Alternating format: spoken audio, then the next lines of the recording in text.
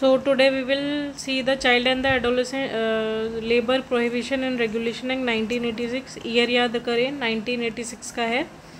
आगे बढ़ेंगे तो हम देखेंगे the child and the adolescent labour prohibition and the regulation act 1986 का ये कहाँ कहाँ अप्लाई होगा। सबसे पहले ये देखना है the act prohibit the engagement of the children in all the occupation and to prohibit the engagement of the adolescents in the hazardous occupation।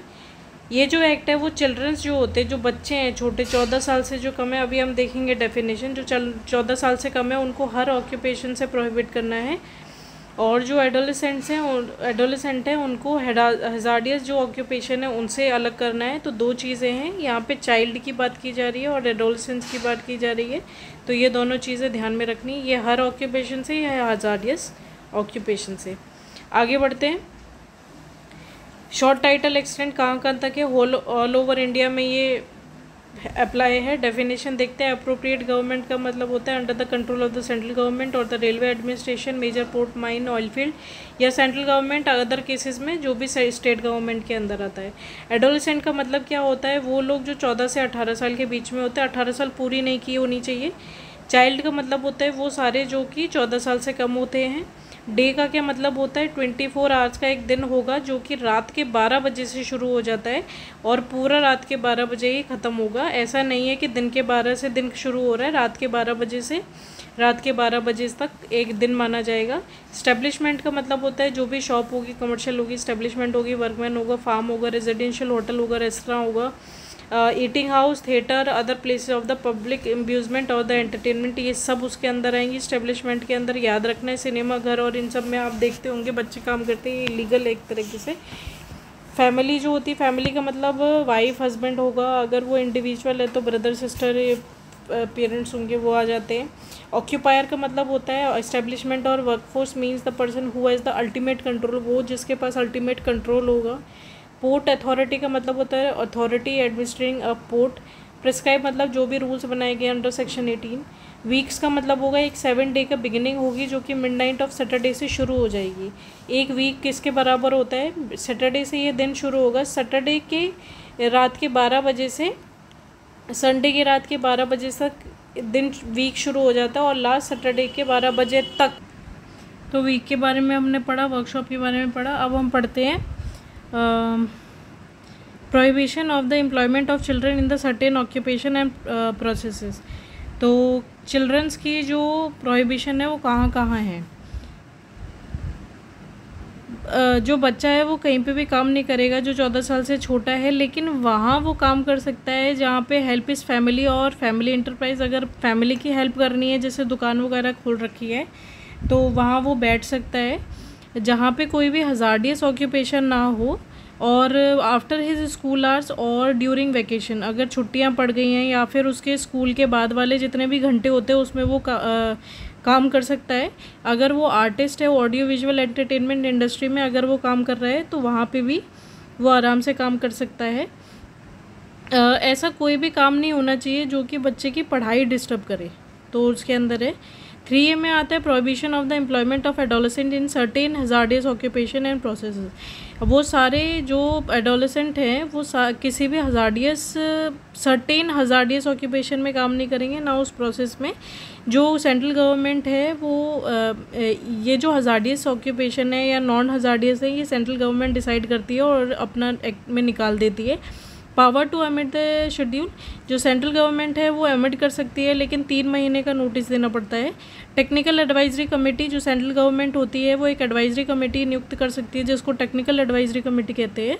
ये जो कमेटी होगी इसका एक चेयरमैन होगा और वो सारे मेंबर होंगे जो सेंट्रल गवर्नमेंट अपॉइंट करेगी, लेकिन ये 10 से ज़्यादा नहीं हो सकते, और उनको सारा नेसेसरी पावर दिए जाएंगे टू रेगुलेट इस प्रोसीजर। द कमेटी, अगर कमेटी को ऐसा लगता है कि उसे एक या ज़्यादा सब कमिटीज़ की ज़रूरत है तो वो अपॉइंट कर सकती है। जो term office, manner of filing casual vacancies in the office और ये जो अलाउंस वगैरह होगा ये पेएबल होगा चेयरमैन और अदर मेंबर्स को। कंडीशन और रेस्ट्रिक्शन ये जो भी है वो प्रिस्क्राइब की जाती है। तीसरे में हम देखेंगे रेगुलेशन और condition of the work of adolescent. Adolescents अगर कहीं पे काम कर रहा है तो वयस्क जो भी है वो अगर काम कर रहा है तो क्या है, कंडीशंस। तो 6 है application of the part hours and the period. जो बच्चा है वो 3 घंटे से ज़्यादा काम नहीं करेगा, उसको आधे घंटे का, ये देखिए, शैल नॉट एग्जीड 3 आवर, 3 घंटे से ज़्यादा नहीं कर सकता, और उसको इंटरवल दिया जाना चाहिए 1 घंटे का। तो 3 घंटे का अगर काम किया है तो कम से कम 1 घंटे का उसको आराम देना ही होगा। It should spread over more than, तो कुल मिला के 6 घंटे से ज़्यादा काम नहीं करेगा। तो आप देखेंगे 3 और 3 घंटे 6 घंटे ये हो गए, 1 घंटे का उसको आराम दे दिया, तो 7 घंटे कुल मिला के वो काम करता है। कोई भी एडोलेसेंट जो होगा वो दोपहर के 7 बजे से सुबह के 8 बजे तक काम नहीं करेगा। कोई भी एडोलेसेंट को ओवर टाइम करने की परमिशन नहीं दी जाएगी। शैल बी रिक्वायर्ड और परमिटेड टू ओवर टाइम नहीं दिया जाएगा बिल्कुल भी। और जो एडोलेसेंट है उसको जैसे एक इस्टेब्लिशमेंट में वो काम कराया, लेकिन वो फिर वो दूसरी इस्टेब्लिशमेंट में काम नहीं करेगा, मतलब एक तरह का ओवर टाइम ही है, लेकिन वो ओवर टाइम काम नहीं कर सकता। वीकली हॉलीडे जो होगा वो एक हफ्ते में 1 दिन की छुट्टी दी जाएगी, जो कि स्पेसिफाइड की जाएगी कौन सा दिन होगा। और ऐसा है जैसे सैटरडे को छुट्टी का प्रोविज़न है कि सैटरडे को छुट्टी दी जाती है, तो वो कम से कम 3 महीने तो रहेगा ही। अगर ऐसा होता है 3 महीने के बाद वो दिन हटा के ट्यूसडे करना चाहते तो कर सकते हैं, ऐसा कोई नहीं है कि संडे ही छुट्टी रहती है। लेकिन कोई भी आप दिन फिक्स कर रहे हो तो कम से कम 3 महीने तक वो रहना चाहिए, ऐसा नहीं है हर दिन चेंज करते रहो। नोटिस जो है इंस्पेक्टर को एवरी ऑक्यूपायर, जो भी ऑक्यूपायर होता है जिसके पास सारा कंट्रोल होता है, अगर वो किसी भी एडोलेसेंट को अपने यहाँ एम्प्लॉयड कर रहा है तो with in the period of 30 days, 30 दिन के अंदर उसको इंस्पेक्टर को अपना बताना पड़ता है कि एक बच्चा हमारे यहाँ काम कर रहा है, जिसका नेम एंड सिचुएशन इस्टेब्लिशमेंट का होना चाहिए, nature of person, name of the person, address उसका होना चाहिए, नेचर ऑफ ऑक्यूपेशन, ये सब उसमें बताया जाना चाहिए। जैसे स्टैंडिंग ऑर्डर्स वगैरह होते हैं उसमें यही लिख के भेजा जाता है। वो आप 1946 का जो स्टैंडिंग ऑर्डर है उसके वीडियो आप देख सकते हैं। डिस्प्यूट एज टू एज, अगर ऐसा होता है कि जो इंस्पेक्टर है, जो ऑक्यूपायर है और जो इंस्पेक्टर है उसके बीच में ऐसी कोई प्रॉब्लम आती है जो एज की वजह से हो रही है, कि बच्चे की एज इंस्पेक्टर कह रहा है छोटा है, ऑक्यूपायर कह रहा है नहीं बड़ा है, तो जो मेडिकल ऑफिसर होता है या मेडिकल अथॉरिटी जो भी लगाई हुई है वो उसकी एज को डिटरमाइन करती है। मेंटेनेंस करना पड़ेगा रजिस्टर का, हर ऑक्यूपायर को एक रजिस्टर मेंटेन करना पड़ता है जिसमें नेम और डेट ऑफ बर्थ होनी चाहिए हर एडोलेसेंट की अगर वो काम कर रहा है। आवर्स होने चाहिए कि कितने घंटे काम कर रहा है, नेचर उसका पता होना चाहिए कि ये वाला काम कर रहा है, डिस्प्ले होना चाहिए नोटिस का under section 3A and 14 English या कोई भी ऐसी लैंग्वेज में जो वहाँ ज़्यादातर लोग समझते हैं। हेल्थ एंड सेफ्टी बहुत अच्छे से देखनी है, जैसे क्लीनिनेस से सफाई रहनी चाहिए, डिस्पोजल होना चाहिए वेस्ट का, टेम्परेचर और वेंटिलेशन की पूरी सुविधा होनी चाहिए, डस्ट फेम से अलग रहना चाहिए, आर्टिफिशियल ह्यूमिडेशन से नहीं होने चाहिए, इमिडिफिकेशन ही होनी चाहिए, lighting, drinking water, latrine, urinals, is fencing of machinery work और मशीनरी इन मोशन, ये सब चीज़ें मतलब प्रोटेक्शन ऑफ आइज़, वेट, ये सब उसको मेंटेन करना पड़ेगा। अब हम देखते हैं पेनल्टीज़ के बारे में। जो भी अगर एम्प्लॉय कर लेता है ऐसे बच्चे को जो कि कॉन्ट्रा करती है, जो भी चीज़ इसमें दे रखी है, तो उसको कम से कम 6 महीने की जेल हो सकती है, जो कि 2 साल तक बढ़ सकती है, और 20,000 से 50,000 तक का जुर्माना लग सकता है। तो और दूसरा है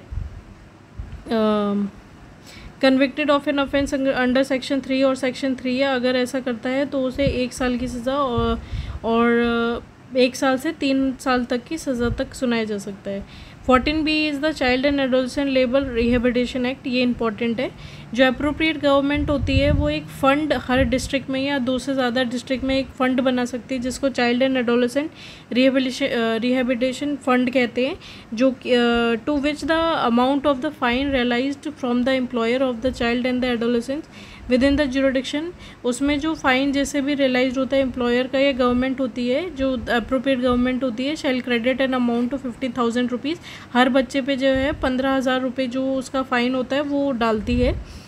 14C is the rehabilitation of the rescued children और एडोलेसेंट, जैसे जो भी बच्चा रिहेबिलेट होकर आता है उसको 15,000 रुपये तक का तो गवर्नमेंट देती है, बाकी जो भी एम्प्लॉयर होता है उस पर जो फ़ाइन चढ़ा होता है तो वो उसको देना पड़ता है, उस फंड में जमा करना पड़ता है, जो कि उस बच्चे के अच्छे के लिए लगाया जाता है।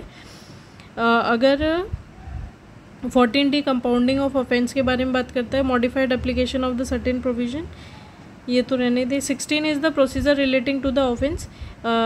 जो भी पर्सन है, पुलिस ऑफिसर है, इंस्पेक्टर है, वो फाइल कर सकता है कंप्लेन प्रॉपर जुरिडिक्शन में, और कोई भी कोर्ट जो कि इन्फीरियर होगा मेट्रोपॉलिटन मजिस्ट्रेट से या मजिस्ट्रेट जो फर्स्ट क्लास होगा, केवल वही इस मुद्दे को सुन सकते हैं, उससे लोअर कोई जज नहीं सुन सकता है।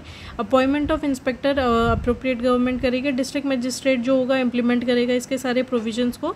17 भी is the inspection and the monitoring, and 18 is the power to make rule by the appropriate government, वो चाहे सेंट्रल गवर्नमेंट हो या स्टेट गवर्नमेंट हो, वो लॉज बनाती है।